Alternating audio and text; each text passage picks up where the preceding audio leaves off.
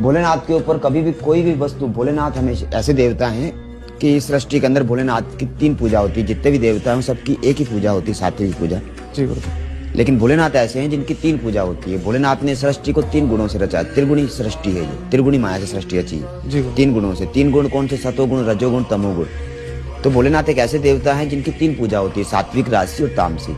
सात्विक पूजा में भोलेनाथ को दूध, दही, घी, शक्कर, फूल पत्ती, बिलपत्र, फल फ्रूट इत्यादि चढ़ते हैं। जी। और रजोगुण पूजा के अंदर भोलेनाथ को भांग, धतूरा, गांजा, सुल्फा, सोना, चांदी, राजाशाही पूजा होती है।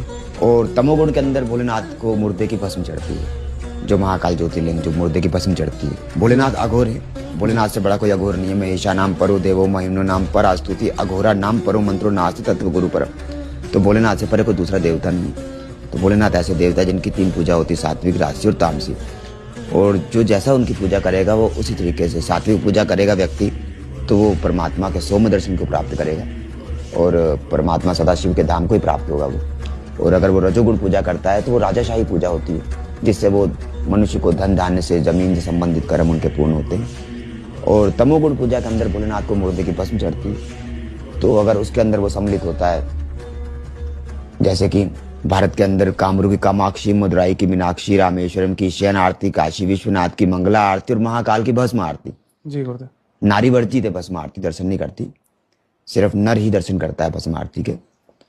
और अगर उस जगह पर नारी भी है तो वहां पर माता राम पर्दा लग कर लेती हैं। भोलेनाथ क्या है? दिगंबर स्वरूप है ना। क्वचित दिगंबरे मनो विनोद में तो वसनी। भोलेनाथ दिगंबर स्वरूप है। भोलेनाथ को बबूत रमता है तो भोलेनाथ दिगंबर स्वरूप है। तो दिगंबर स्वरूप के दर्शन नारी को